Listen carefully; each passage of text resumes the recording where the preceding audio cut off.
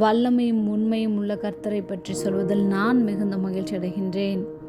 உம்முடைய உண்மை உம்மை சூழ்ந்திருக்கிறது. சங்கீதம் 89:8.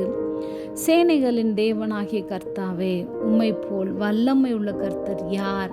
உம்முடைய உண்மை உம்மை சூழ்ந்திருக்கிறது.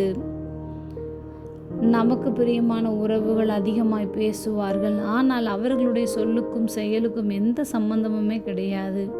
நம் வாழ்க்கையில் கண்டிப்பாக நான் செஞ்சிருவேன், என் வாழ்க்கையில் உங்களை மறக்க மாட்டேன் என்று யாராவது சொன்ன வார்த்தைகளை நிச்சயமாக கேட்டிருப்போம்.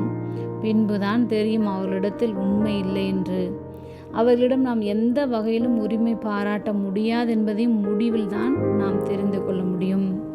அவர்கள் சொன்னதையும் செய்ய மாட்டாங்க, நாம் கஷ்டப்பட்டு செஞ்சதையும் அவங்க சொல்ல மாட்டாங்க.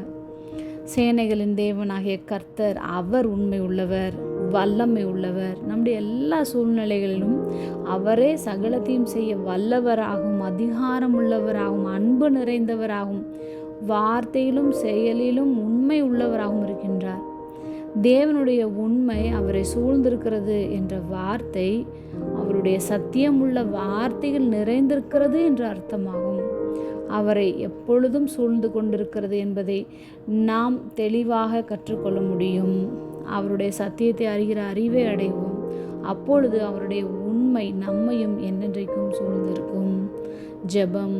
அன்பின் பரம தகப்பனே, எப்பொழுதும் எங்களோடு கூட இருக்கிறவராகவே இருக்கிறவரே, உம்முடைய உண்மை உம்மை சூழ்ந்திருக்கிறது.